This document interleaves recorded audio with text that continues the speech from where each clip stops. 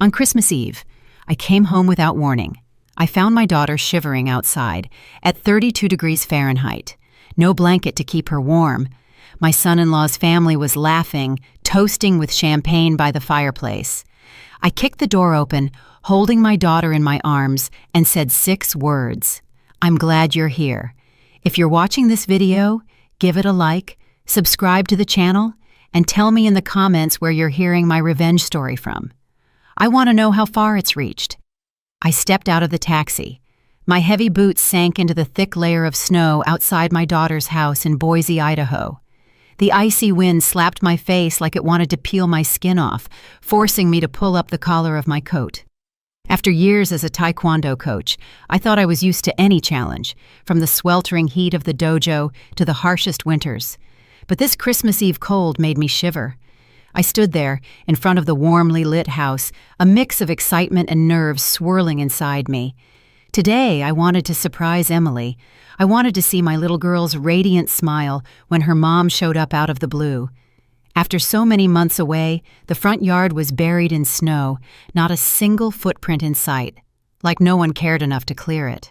Through the big picture window, I could see the cozy glow spilling out from the living room, where cheerful Christmas music played from a Bluetooth speaker. The song Jingle Bells, Emily's favorite when she was a kid, filled the air. I stepped closer, trying to peek inside. A long table draped in a bright red tablecloth stretched out in front of me, loaded with traditional dishes.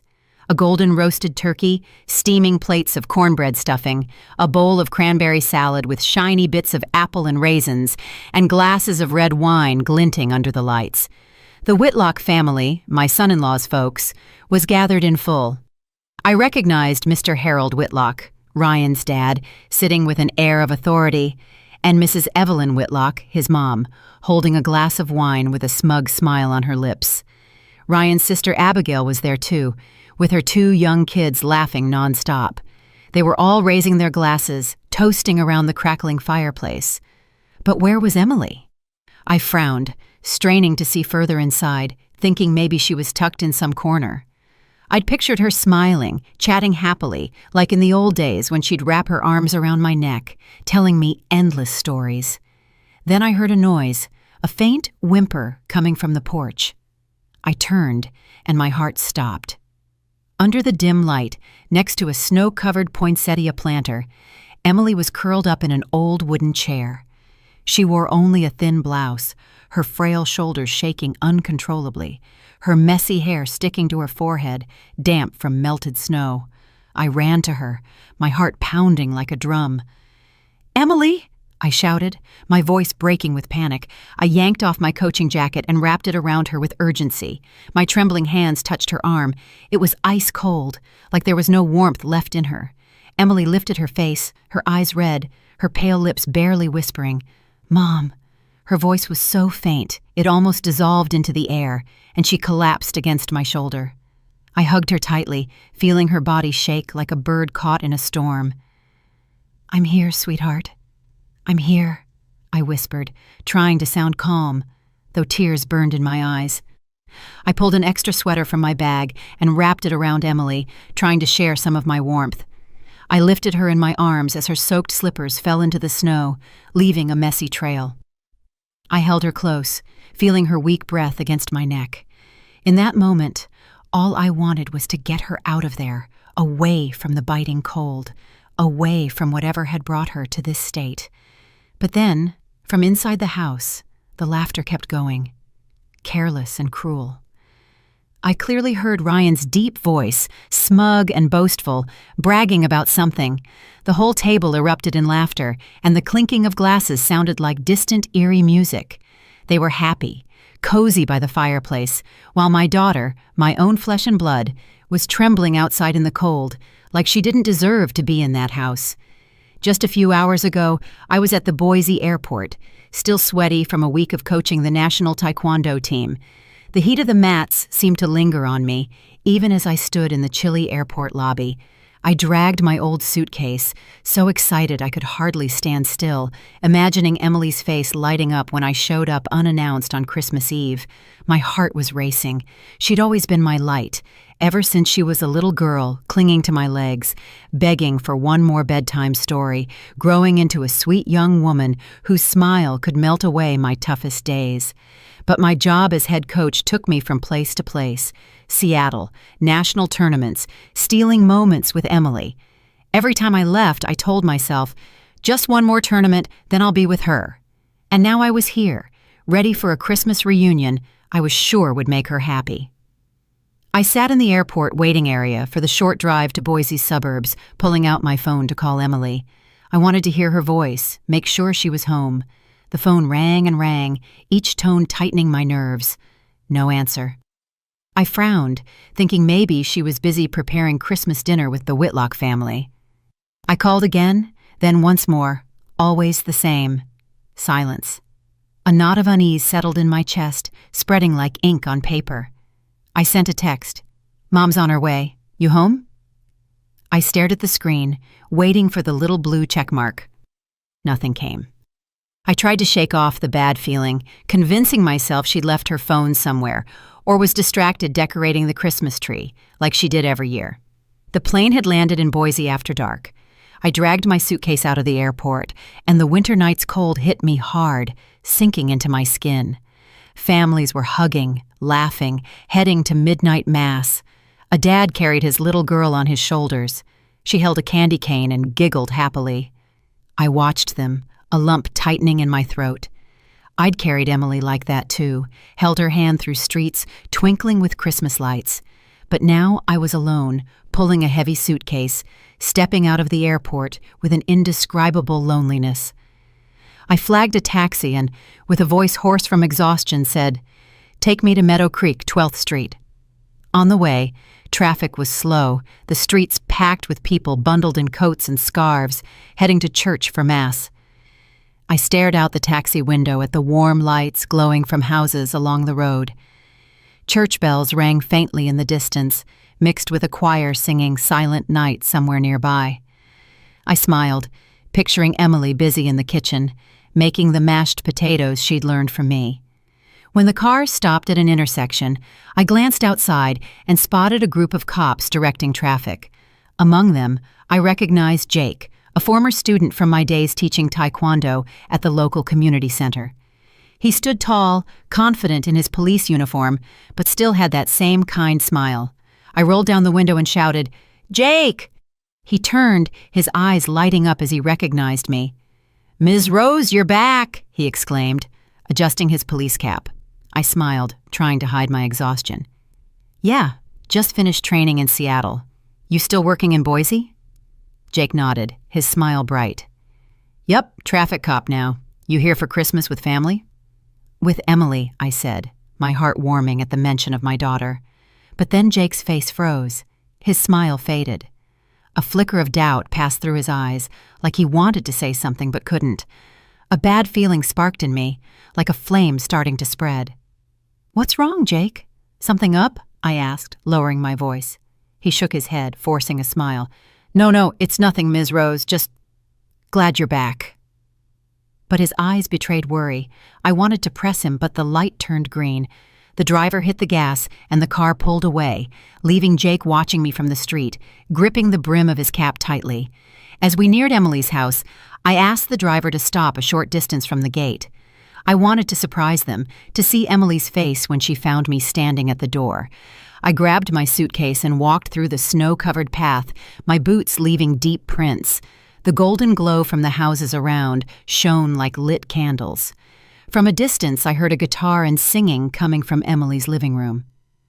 I smiled, picturing her singing like when she was a kid, standing by my side, belting out Winter Wonderland with that clear voice.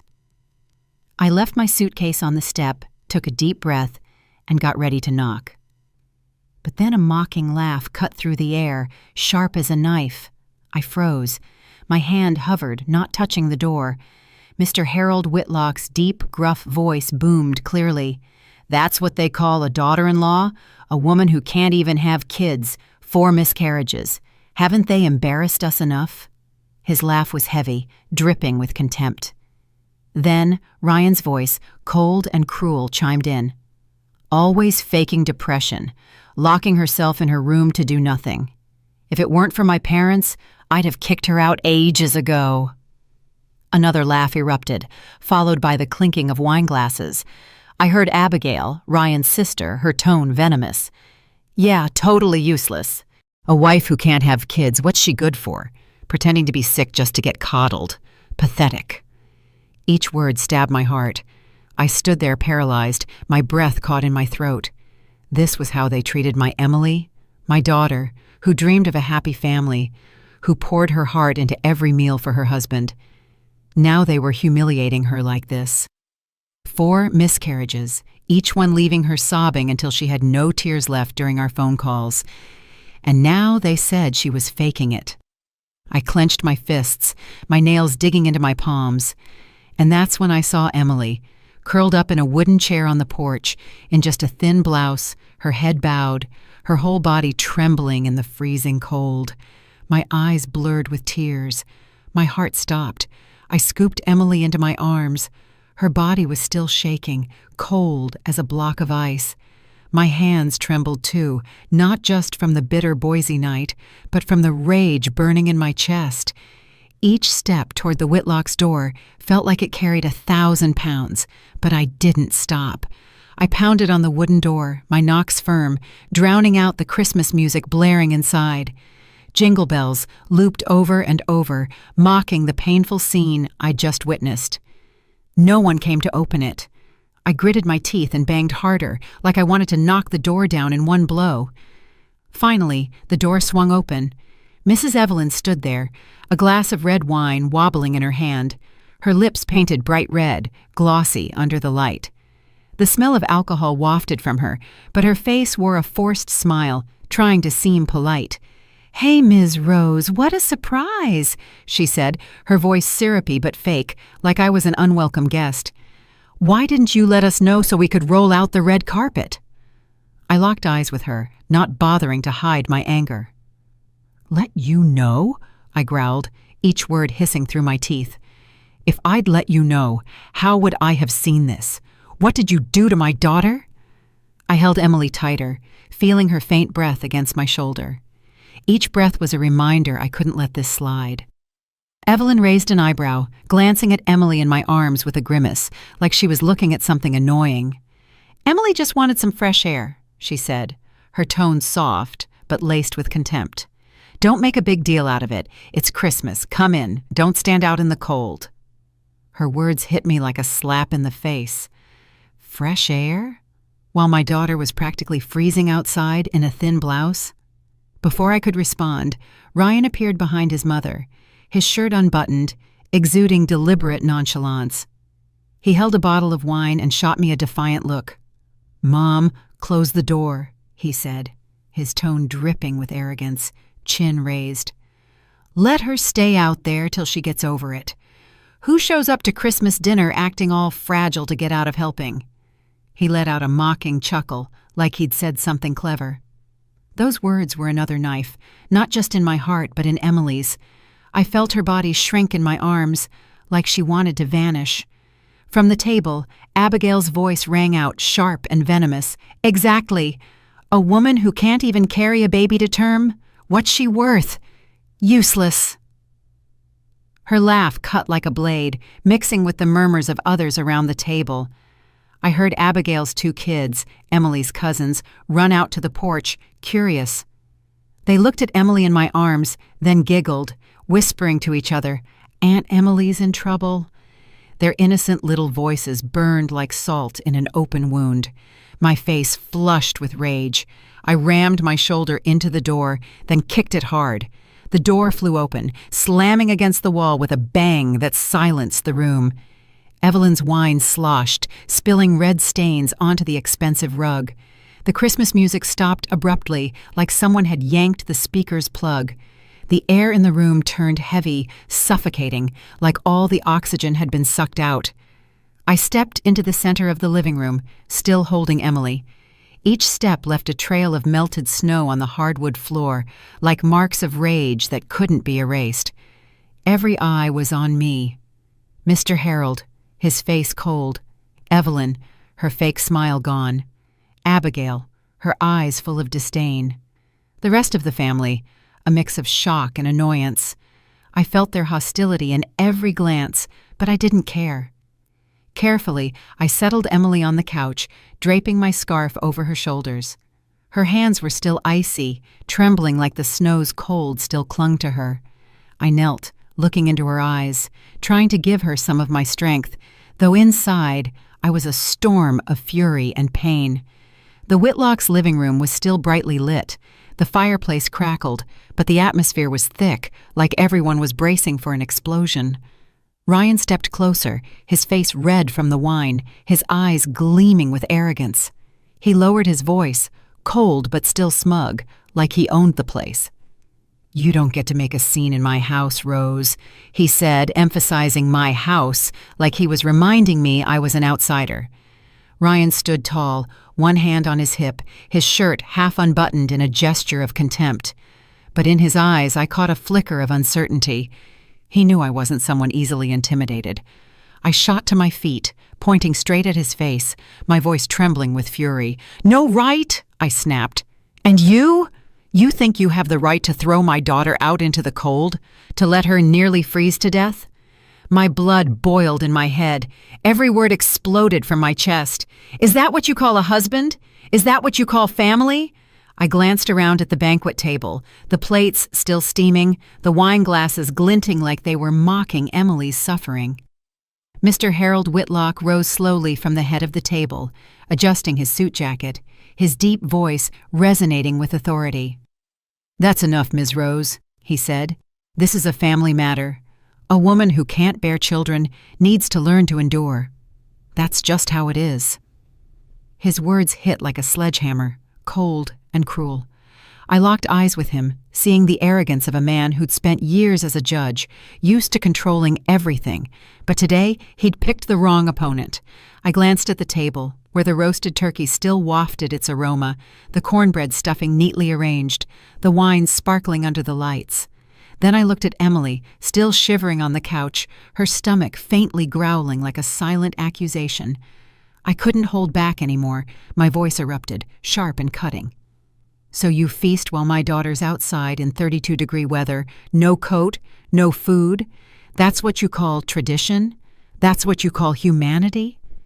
Evelyn shrugged, her smile icy, like I was blowing things out of proportion. "A woman who can't have kids, even if she eats, is just a waste," she said softly, her voice dripping with disdain. She raised her wine glass and took a sip, as if to show she didn't care one bit about my feelings or Emily's. Abigail chimed in from the table, her tone acidic, rubbing salt in the wound. "Your daughter always uses depression as an excuse to avoid work," she said. "In all this time, has she ever cooked a decent meal for the family? All she does is lie in bed, whining, dragging everyone down."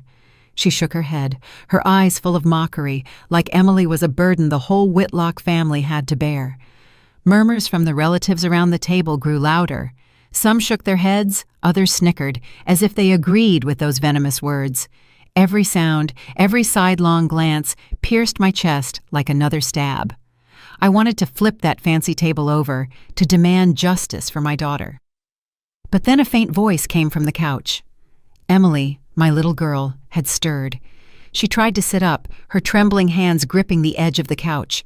"I'm so tired," she stammered, her voice breaking, barely audible. "No one understands." Her words were crushed instantly by Ryan's shout. "Enough," he barked. "Shut up. You've embarrassed me enough already." He stepped toward her, his gaze icy, like he wanted to shatter what little strength she had left. I saw Emily's shoulders slump, her red eyes brimming with tears, and my heart tightened. I stepped in front of her, ready to do whatever it took to protect her. Memories of Emily flooded my mind like an avalanche. I remembered the days she'd call me, sobbing over the phone.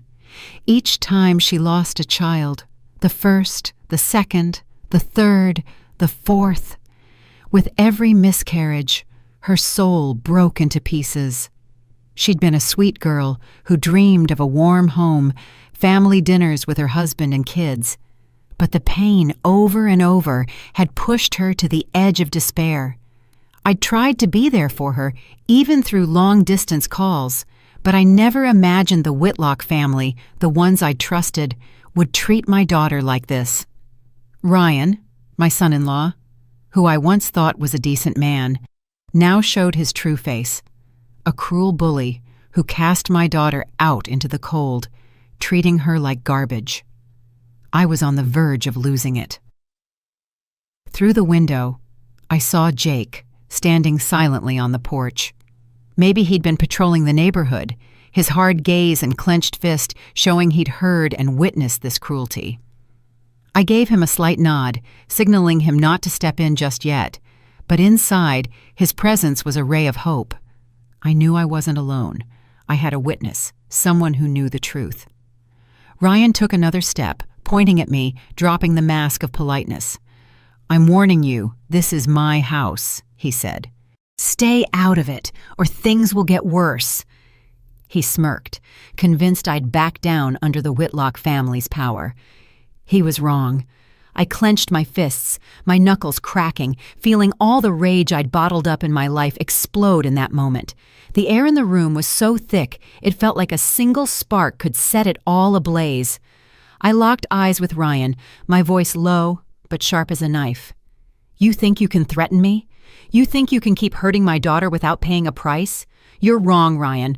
I'm not letting this go." I turned to the whole Whitlock family, from Mr. Harold's cold stare to Evelyn's faint smirk to Abigail's disdainful glare. "All of you," I said, my voice echoing in the silent room. "You're going to pay for what you did to Emily." The Whitlock's living room fell into a terrifying silence, like the air had been sucked out, leaving only a thick tension ready to explode. I placed my hand on Emily's shoulder, feeling her frail frame under the scarf, my voice steady and unwavering. "This isn't a private matter anymore. This is domestic abuse." My words landed like a stone in a still lake, rippling through everyone in the room.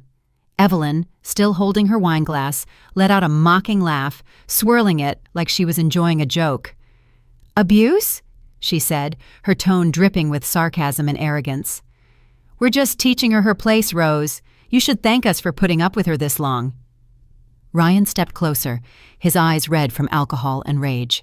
He spat his words, like he was chewing each one before letting it out. "She fakes depression. Fakes pain to do nothing. No one's hitting her. We're just sick of her uselessness." He paused, staring at me with a twisted smile. "Teach your daughter again, Rose. Nobody loses 4 pregnancies in a row. Maybe she did it on purpose." Those words were like a razor blade. They didn't just cut my heart. They tore open Emily's unhealed wounds. I heard her breath catch, like she'd been punched in the chest. 4 miscarriages. 4 times she called me, sobbing, her voice broken, saying she'd lost the children she could never hold. Each time, I could only clutch the phone, helpless from afar, trying to comfort her with empty words. And now Ryan dared to stand in front of me and say she'd done it on purpose. I clenched my fist so hard my nails dug into my palm, blood rushing to my face. He'd crossed a line I couldn't forgive. I pulled my phone from my coat pocket. My hand shook, but I quickly dialed the nearest police station. "I'm calling the cops," I said, my voice cold as ice, though inside I was a hurricane. "A report will be filed. You'll answer to the law." I emphasized each word like I was carving them into the air, making sure everyone knew I wasn't bluffing. Ryan froze. The wine bottle slipped from his hand, clattering onto the hardwood floor, red wine staining the expensive rug. Panic flashed in his eyes, though he tried to regain his air of superiority. "You wouldn't dare!" he shouted, but his voice wavered, like he hadn't expected me to go this far. Mr. Harold, who'd been watching with a cold expression, stepped forward, adjusting his tie, his deep, gravelly voice booming with authority. "You have no idea who you're challenging, Rose," he said. "I've spent my life on the judge's bench. I've seen the worst this world has to offer. You think a phone call will make us tremble?" His eyes were sharp as knives, reminding me the Whitlock family wasn't easily shaken. But I didn't back down. I'd seen my daughter shivering in the cold, and nothing, not even Mr. Harold's power, would silence me. Abigail, from the table, crossed her arms and let out a mocking smile. "Go ahead, make the call, Ms. Rose," she said, her tone taunting. "Let's see who they believe, a crazy old lady or a respected family like ours. You think the police will side with you?" Her venomous laugh rang out, confident I'd fail. Emily, still on the couch, tugged at my sleeve, her voice trembling in a whisper. "Mom, please don't do it. I just want peace." Her red eyes, full of fear, seemed to say she was terrified things would get worse. I looked at her, my heart aching. I knew she was scared of the Whitlocks' retaliation, of more humiliation piling on, but I also knew if I stopped now, Emily would be trapped in this pain forever. I squeezed her hand tightly, trying to pass her some of my courage. "You don't have to be afraid," I said softly but firmly. "I'll protect you, I promise." I lifted her in my arms, snow from her clothes falling onto the rug like pieces of a shattered dream. I ignored the Whitlocks' scornful glares and their muttered threats. All I knew was I had to get her out of that place, out of that cage of cruelty she'd been locked in for too long. As I turned toward the door, I saw Jake through the foggy glass, standing on the porch. His hand rested on his radio, his eyes burning with a hidden fire, ready to act at any moment. I gave him a slight nod, enough to let him know I was ready for the fight. Jake nodded back firmly, his hand still gripping the radio like a promise he'd stand by me. I walked out without looking back. Behind me, I heard Evelyn yelling at the housekeeper to clean the spilled wine on the rug. I heard Ryan slam his hand on the table, muttering a curse. Then Mr. Harold's deep, angry voice echoed as he called someone on the phone. All those sounds were like arrows piercing my back. But I didn't care. I took Emily to my small apartment near the National Training Center, where I'd lived for years as a coach. It wasn't fancy. Just a living room with an old couch, a simple kitchen in the corner, and a few family photos on the wall. But to me, it was a safe place where I could shield my girl from the Whitlocks' insults and the cruel cold. I carried Emily to her room and gently settled her on the bed. She was still shivering, though wrapped in my thick coat. I dug through the closet for an old sweater, put it on her, then made a mug of hot cocoa, its sweet aroma filling the chilly air. "Drink this, sweetheart," I whispered, placing the mug in her hands. But she just stared at it, her eyes empty, like she didn't believe she deserved even a bit of warmth. My phone rang, cutting through my thoughts. It was Jake. His voice was deep and steady. "Ms. Rose, I just filed the initial report at the station, but the Whitlocks won't go down easy. They've got influence, you know that. I'm ready to testify as a witness if you need me." I felt the determination in his tone, like a small flame that never dies. Jake, my old student, the one who once stood in the dojo with bright eyes, was now by my side in a different kind of fight. "Help me prepare, Jake," I said, my voice brief but full of gratitude. "This could be a long battle." He replied with a simple, "I got it, Coach. I'm here." The next morning, I took Emily to a therapist in downtown Boise. Dr. Linda Carter, an older woman with a kind gaze, welcomed us into a cozy office. After talking with Emily, she looked at me, her voice heavy and sad. "She's suffering from severe depression, Ms. Rose. 4 miscarriages combined with constant insults from her in-laws have crushed her confidence. She needs rest, treatment, and above all, to feel safe." I nodded, my heart tightening. I knew Emily wasn't okay, but hearing it from the therapist felt like another stab. I looked at her, curled up in the chair, her hands clasped tightly, and blamed myself for not being there sooner. That afternoon, Jake stopped by the apartment, out of his police uniform, carrying a bag of fruit and some old cookbooks. He set them in front of Emily, hesitating. "I know you like cooking," he said. "Thought maybe starting small, like a pie or some chicken noodle soup, might make you feel better." His voice was gentle, but I saw the worry in his eyes.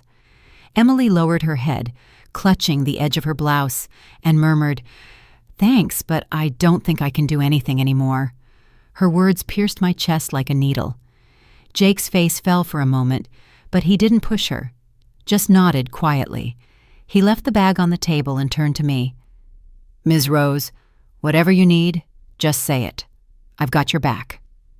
That night, after Emily was asleep, I sat at the kitchen table under the dim light, surrounded by papers. I heard a noise outside, then saw a thick envelope slide under the door, silent as a quiet threat. I opened it. Inside was a handwritten note, the letters messy. "Don't mess with the Whitlock family if you don't want to end up as miserable as your daughter. Give up." My blood boiled as I read it. I crumpled the paper and threw it hard into the trash, the sound breaking the silence. That threat didn't scare me. It only fueled me. They thought I'd back down. They were wrong. That same night, I started organizing all the proof of money I'd sent Emily over the years, bank receipts, messages with my notes of love. Each was evidence I'd always tried to support her, even though Ryan and his family had squandered most of it. Every paper was a memory. The times Emily called, her voice shaky, saying she wanted to buy something for the house, only for Ryan to tell her it wasn't needed. I gripped the pen so hard it nearly snapped. I'd trusted Ryan. I thought he'd take care of my daughter, but he only saw her as a tool, and when she stopped being useful, he discarded her without mercy. Emily woke up in the middle of the night. She stumbled out of her room, legs trembling, and saw me at the table, buried in papers, my eyes tired but full of fear. "Mom," she whispered, her voice breaking. I'm scared. I'm scared they'll do something to you." I looked up, saw her red eyes, and felt my heart being squeezed. I stood, walked to her and hugged her, feeling her fragile body in my arms. "You don't have to be afraid," I said firmly, though inside I was a knot of nerves. "From now on, I'm the one who will protect you from everything. I promise."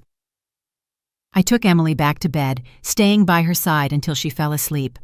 But I couldn't sleep. I returned to the kitchen table, kept sorting papers, and made a list of what needed to be done. I called an old lawyer friend who'd helped me with a case tied to the Taekwondo team. He promised to look into it, but warned me, "The Whitlocks have a lot of pull in Boise, Ms. Rose. They know people in the courts. Get ready for a long fight." I nodded, though he couldn't see me. "I know," I said, "but I'm not stopping." The weeks preparing the case felt like an endless nightmare.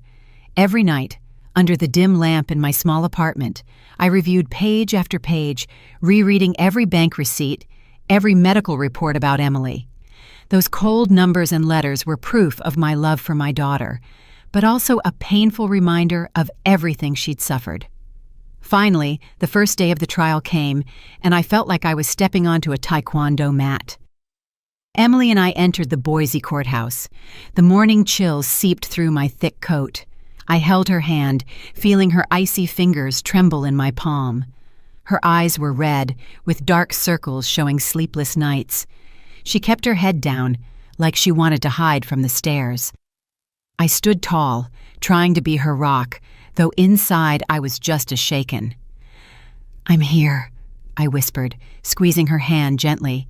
She nodded weakly, but her empty eyes showed she'd given up the fight long ago. The Whitlock family was already there, early. Ryan, in a sharp gray suit, carried himself like a confident lawyer. Before the trial, he sat, adjusted his tie, and shot us a scornful glance. Next to him was Mr. Harold, walking slowly but with a gaze sharp as a blade. He flashed a confident smile, like he already knew the outcome. In the family row, Evelyn and Abigail sat primly, dressed elegantly, whispering occasionally, throwing us looks. I felt their hostility in every gesture, but I forced myself to stay calm, reminding myself today wasn't my fight. It was Emily's. Jake was there too, sitting in the spectator section in his police uniform. He gave me a slight nod, his steady gaze like a promise he wouldn't abandon us. His presence made me feel less alone, like I had an ally in this battle. I nodded back, silently thanking him for being there, from that terrifying Christmas Eve to this day. The trial began. My lawyer, Mr. James, stood and presented each piece of evidence clearly. He showed the bank transfers I'd sent Emily over the years, proving I'd always supported her, though most of that money ended up in Ryan's hands. He also presented Emily's medical records with detailed notes from the therapist about her depression. After 4 miscarriages and constant insults from her husband's family, Emily didn't just suffer physically. She was emotionally destroyed, James said, his voice thick with emotion. They treated her like an outsider in her own home. I looked at Emily, her head bowed, hands clasped tightly like she was trying to hold in the pain.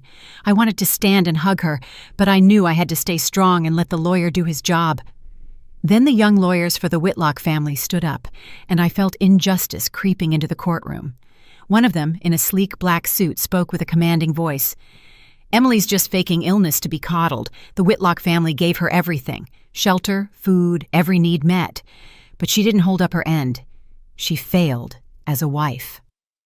Those words slapped me across the face. Faking? Coddled? I clenched my fists so hard I felt my blood boil. They called a witness, Mrs. Martha, the Whitlock's former housekeeper. She took the stand, eyes darting, voice shaky. "Mrs. Emily was lazy," she said. "She'd lock herself in her room all day, neglecting the house. I had to do everything, cooking, cleaning." I couldn't believe my ears.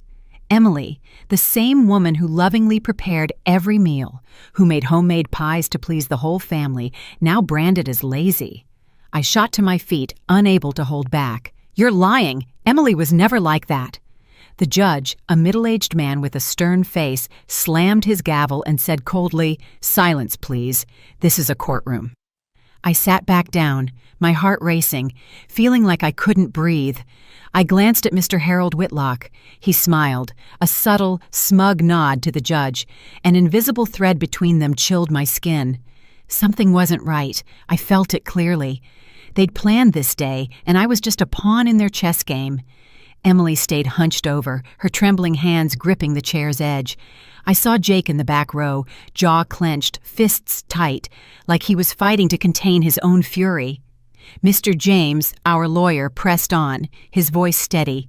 "We'd like to present key evidence, a recording from Christmas Eve capturing the Whitlock family's insults and psychological abuse toward Emily." He played the audio Jake had secretly recorded. Ryan's voice boomed, cold and cruel. "She's just faking depression to dodge her duties." Then Evelyn's, "A woman who can't have kids, even if she eats well, is useless." And Abigail's, sarcastic, "She can't even manage to give birth." The courtroom fell silent, only faint whispers breaking through. I looked at Emily, saw her shrink, as if those words stabbed her all over again. But the Whitlock's lawyer jumped up, objecting. "That recording's illegal, made without consent. It violates privacy rights." The judge nodded, his voice dry. "The recording is inadmissible." I felt the ground open beneath me, clutching the chair to keep from collapsing. The recording, the clearest proof of the Whitlock's cruelty, tossed out on a technicality. Murmurs filled the room. Some gasped in disbelief, others shook their heads, confused. I looked at Jake, his head bowed, fists trembling on his knees. Emily hid her face in her hands, shoulders shaking as she fought back tears. I wanted to lose it, to rush the judge's bench and demand justice, but I knew in that room justice wasn't on our side. Mr. Harold sat there, his gaze calm but arrogant, like he'd known this would happen. I squeezed Emily's hand, trying to give her strength, though I felt defeated myself. After a week of grueling trial days, the final verdict came. I sat in the Boise courthouse, holding Emily's hand, her cold, trembling fingers in mine. All week, I'd tried to stay strong, but every night, back at my small apartment, my heart ached with anguish and helplessness. Emily sat beside me, eyes red from sleepless nights, her face pale like life had been drained from her. I gripped her hand, trying to pass her some courage, though I was trembling too. Ryan strode into the room, adjusting his tie like it was just another day. Evelyn, his mother, smoothed her dress and sat upright, lips painted deep red, a confident smile on her face like she already knew the outcome. Abigail, in a flashy outfit, shot us a scornful look. Mr. Harold stood behind Ryan, imposing, his gaze hard, reminding us the Whitlock family always had everything under control. Jake was in the spectator section, still in his police uniform. His eyes were steady, but couldn't hide his worry. He gave me a slight nod, a silent promise he'd be there no matter what. I returned a grateful look, comforted by his presence. But when the judge, a middle-aged man with an expressionless face, entered, a chill ran down my spine. The air grew heavy, like everyone braced for an inevitable verdict. The judge spoke, his voice dry and firm. The court grants the divorce request of the plaintiff, Emily Harper Larson, and the defendant, Ryan Whitlock. Those words sparked a ray of hope inside me. Emily broke into silent tears, tears streaming down her cheeks. I squeezed her hand, urging her to stay calm and listen. The divorce was what I wanted for Emily, a chance to escape the Whitlocks' cruel cage, but I knew the ruling wasn't the end. The judge continued, his voice monotonous, like reading a report. However, the court does not recognize the claims of domestic abuse due to insufficient legal evidence. As for assets, since Ryan Whitlock contributed more to the marriage's upkeep, the court awards him the majority of shared property. Those words hit like a hammer to my chest. I froze, my breath caught in my throat. No recognition of domestic abuse? Insufficient evidence? I remembered the Christmas Eve recording, Ryan, Evelyn, and Abigail's cruel words, discarded over a technicality. I thought of Emily's medical records, the bank receipts, all twisted by the Whitlocks' lawyers into evidence against us. Then it hit me. Mr. Harold, with his past as a judge and deep ties in the judicial system, had rigged it. I looked at him, saw him tilt his head slightly, that smug smile still on his lips. It was all fixed. They'd manipulated the ruling, and Emily and I were just pawns in their game. I couldn't hold back anymore. I shot to my feet, my voice breaking with rage and pain. "This is so unfair! This isn't justice!" My shout echoed, silencing the room. Emily grabbed my hand, eyes wide with panic, but I didn't stop. "You saw how they treated my daughter. You heard what she endured, and you still dare say there was no abuse? You dare take everything from her?" A guard approached, his voice firm. "Ma'am, please sit down, or I'll have to ask you to leave." I glared at him, then at the judge, who sat there, face blank, like my words meant nothing. I sat, hands trembling, feeling the world crumble beneath me.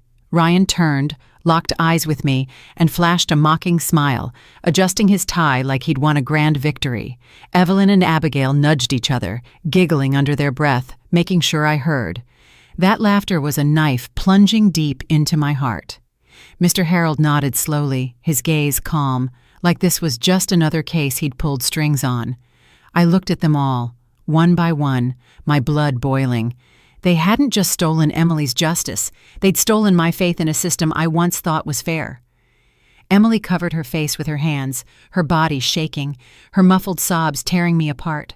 I wanted to hug her, tell her everything would be okay, but no words came. The judge's words echoed in my head like a sentence, not just for Emily, but for me. Jake, in the back, stood abruptly glaring at the Whitlocks.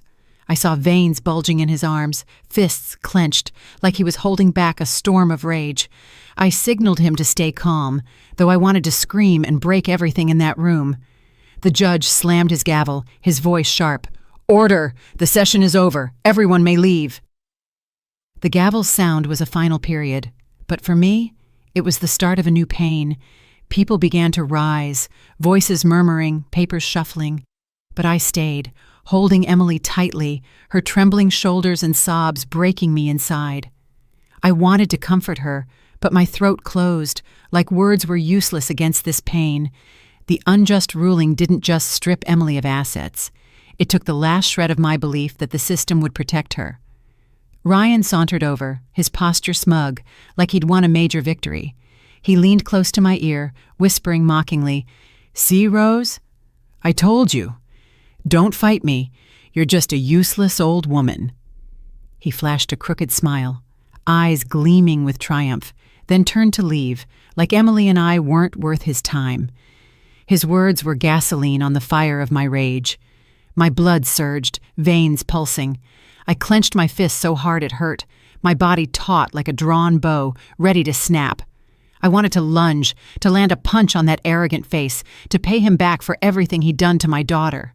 After years as a taekwondo coach, I'd learned restraint, but in that moment, all my barriers crumbled. I took a step forward, heart pounding, ready to do something I'd regret. But Jake rushed in front of me, eyes blazing, lips tight, fist clenched like he was about to unleash it on Ryan. I saw my own fury in him, an uncontainable outrage at the injustice. The courtroom buzzed, voices rose. "Are they going to fight? A cop throwing punches in court?" Some pulled out phones, camera flashes lighting up the tension. A journalist in the corner raised his camera, eyes hungry for a scandal. Ryan turned, startled for a moment, but quickly regained his defiance. He smirked coldly. "Go ahead, hit me. I'll make sure you lose everything. Who do you think you are? Just a low-life cop."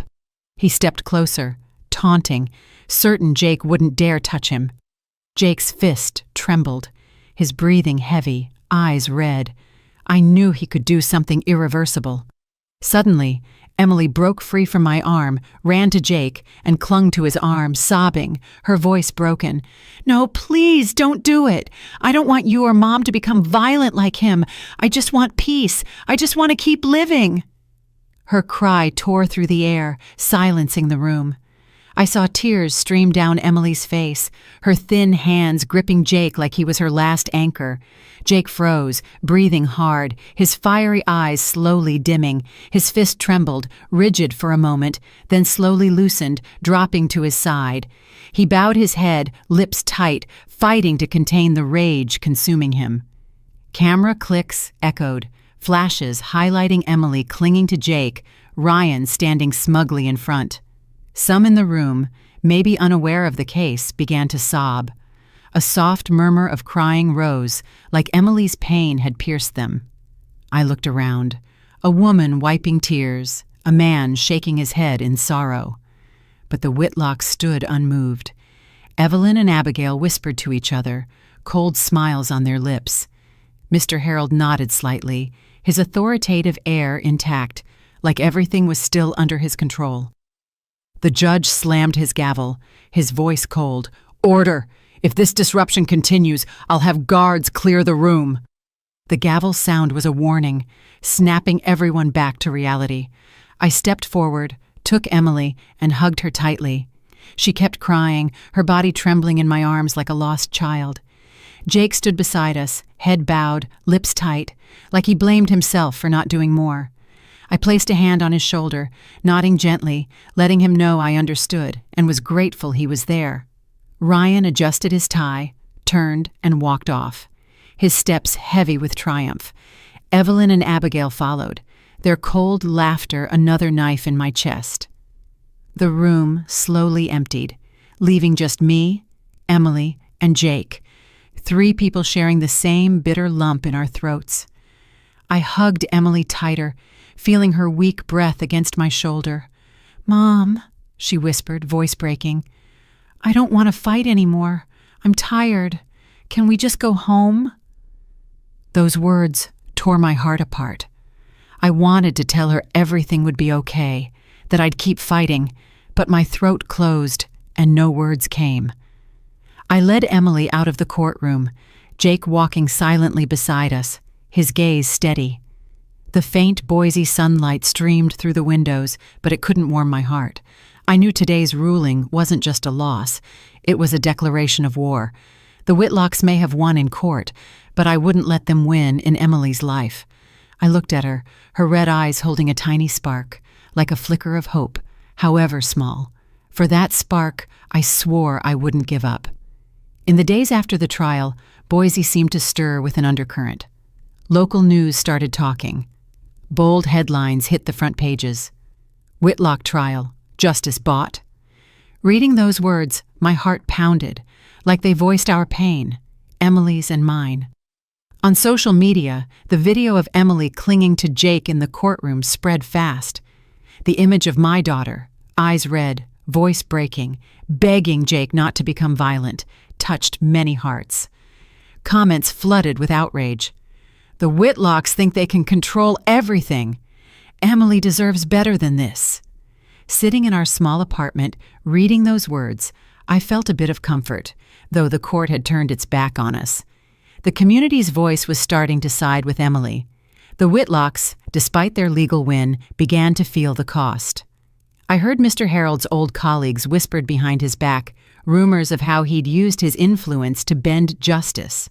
Ryan, dubbed the lawyer of injustice, became a target of online criticism. The prestige the family flaunted was crumbling like a sandcastle swept by waves.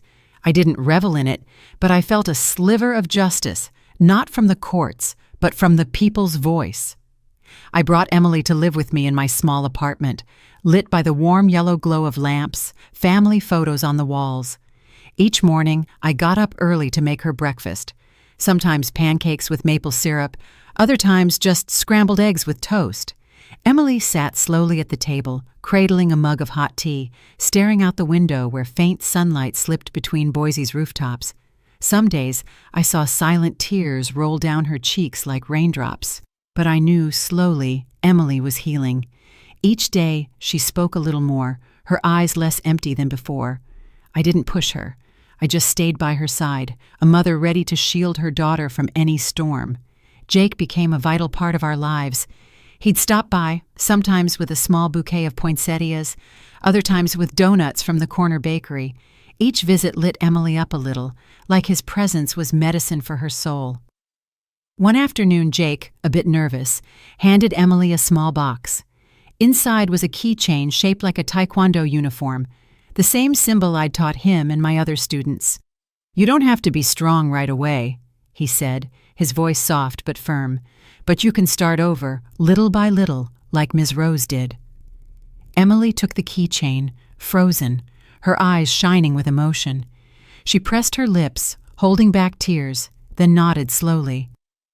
"Thank you," she whispered, her voice small but full of feeling. I watched from a distance, silent, feeling a weight lift off my chest. For years, Emily had been belittled, called useless. Now someone saw her true worth, valued her not for what she could do, but for who she was. I turned away, wiping a tear from my cheek, not wanting Emily to see me vulnerable. One evening, as the sunset bathed the apartment in gold, Emily sat across from Jake on the couch. Her head was bowed, hands twisting the edge of her sweater, voice trembling. "Jake, I might never be able to have kids, if that disappoints you." She stopped, like she feared those words would ruin everything. I was in the kitchen, pretending to wash dishes, but my heart stopped, waiting for Jake's reply. He smiled, a warm, steady smile, took her hands, and looked her in the eyes. "I don't need that, Emily. You're already my family." Those words were a gust of warm air, melting the cold lingering in my chest. I heard them with a lump in my throat, eyes blurring. For years, Emily had been humiliated, treated as a failed wife for not having children. Now someone told her she was enough, that she deserved love just for being herself. I turned my face, letting tears fall silently, my heart full of gratitude too big for words. Easter came, and I took Emily by the hand to walk through Boise's main square, like when she was a little girl, skipping happily down lit-up streets. The square was alive with children's laughter and the smell of fresh-baked pies from food stalls. Emily wore a light sweater, her hair tied up, and for the first time in months, I saw her smile, a radiant spring sun smile. "Mom," she said softly, "I miss these days. I miss when you taught me to make apple pie, when you told me about your taekwondo matches." I smiled, squeezing her hand. "I miss them too, sweetheart, and I'll always be here to make more memories with you." As we sat on a wooden bench watching kids play by the fountain, a simple but profound truth hit me. Justice in courtrooms can be twisted, bought by power and money, but the justice of the heart, love, respect, resilience, no one can touch that. Emily, though she'd lost so much, was finding herself day by day, step by step. And I, a mother who once felt powerless, now knew my greatest strength wasn't in punches thrown in the ring, but in my love for my daughter. Jake showed up with a bag of warm churros, handed one to Emily, and they laughed and chatted like old friends. I watched, my heart full of hope. Emily might never forget the scars the Whitlocks left, but she was learning to move forward, to love herself, to open up to those who truly valued her.